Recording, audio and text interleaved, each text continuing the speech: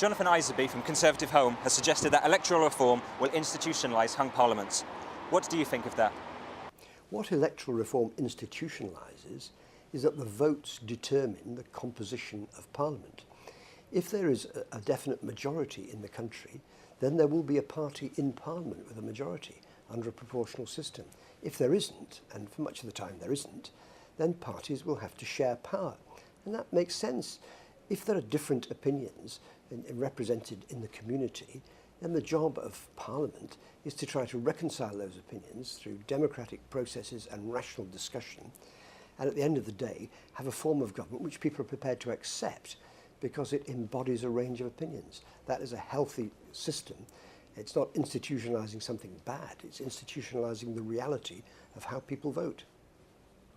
If we change our voting system to something like STV, unless you have a very, very high threshold, you're almost certain to guarantee a place in Parliament to the BNP and various other people, the English Defence League, which would be a big mistake. It's what Mitterrand did when he changed the voting system in France to exploit a split in the right.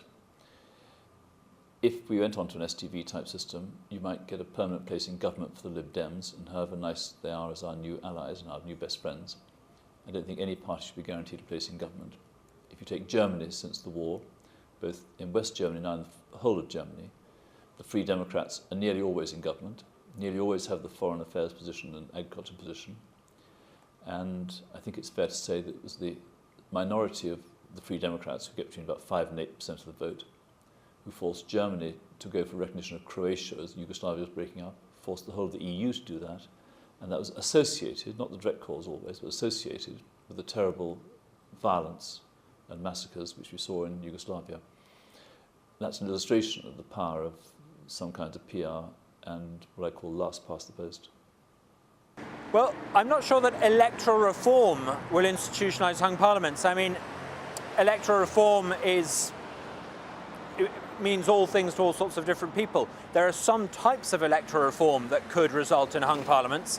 There are some types of electoral reform that could ensure we have more accountable politicians. Now, electoral reform is a big area. We need to look at the good bits and ignore the bad bits.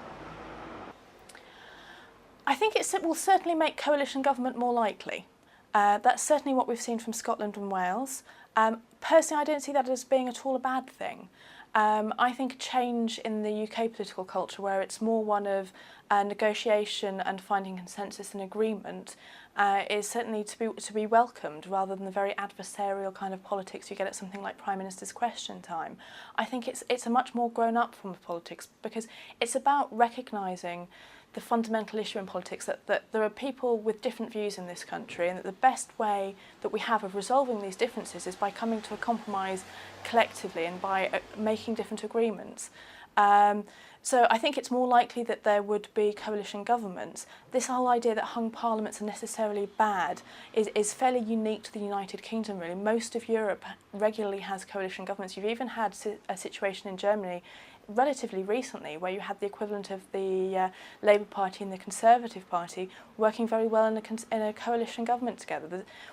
What I kind of resent about this whole institutionalising hung parliaments line is it presupposes that coalition government is unstable, and there's no reason to believe that that's the case. It often is in first past the post, particularly where, as at the moment, although the government is seeking to change this, the Prime Minister can at a whim call an election.